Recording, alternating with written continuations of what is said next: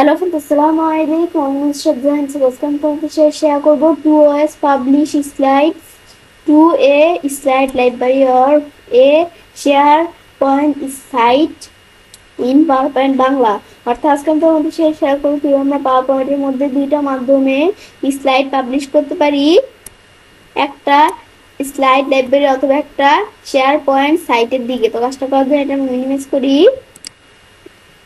ব্যাস মিনিমাইজ করার পরে আমরা যে বিষয়টা করব সেই ক্ষেত্রে আমরা কি করব, আমরা আমাদের দিকে এখান থেকে কয়েকটা স্লাইড আছে, এখান থেকে ধর আমরা আমাদের যেই কয়টা স্লাইডের বিষয় স্লাইড দিয়ে বিষয়টা করব সেই স্লাইডগুলো সিলেক্ট করতে হবে। তো সেই ক্ষেত্রে আমি একটা সিলেক্ট করা থাকলে আমি কন্ট্রোল প্রেস করে ধরে রাখবো কিবোর্ড থেকে। ধরে রাখার পরে আমরা যেগুলো যেগুলো প্রয়োজন সেগুলো সিলেক্ট করব। করার পর আমি মাউসের ডান বাটনে ক্লিক করে এই যে দেওয়া আছে পাবলিশ স্লাইডে ক্লিক করে বিষয়টা করতে পারি। এখন এই যে আমরা যেগুলো সিলেক্ট করছি এগুলো কিন্তু টিকমার্ক দেওয়া আছে। তো আমাদের যদি ক্লিয়ার অল দেই তাহলে সবগুলো টিকমার্ক উঠে যাবে, আর সিলেক্ট অল দিলে সবগুলো সিলেক্ট হয়ে যাবে। তা আমি ধরো এখানে আমার যেগুলো মন চায় সেগুলো শুধু আমরা আমাদের টিকমার্ক দিব। তা আমি ধরো এটা দিলাম, এটার ভিতর টিকমার, এটা দিলে এটার ভিতর টিকমার। পরে দেওয়া আছে কি যে এগুলা যেগুলো বিষয়গুলো করব এগুলোর ফাইল নেম ডিসক্রিপশন কি দিব। তো আমি ধরো ফাইল নেম, এটার ধরো ফাইল নেম আমরা চেঞ্জ করে দেই। ধরো এটা ফাইল নেমটা দিলাম কি, ধরো আমাদের ইচ্ছে দিলাম ইচ্ছে এ, ব্যাস এইখান থেকে এটা দিলাম। তারপর ডিসক্রিপশন চেঞ্জ করতে পারো। পর এটার ফাইল নেম আমি ধরো দিলাম কি, এটার ফাইল নেম দিলাম আমরা ইচ্ছে এম। ব্যাস দেওয়ার পরে এখন আমাদের কি করব, এটা দেওয়ার পর এখন ধরো show only selected slide tick mark দিলে যেগুলো শুধু সিলেক্ট করছে স্লাইড সেগুলো শুধু দেখাবে। পরে লোকেশনটা কি, লোকেশন এটা দেওয়া আছে, আমি চাইলে ব্রাউজারে এসে লোকেশন চেঞ্জ করে দিতে পারি।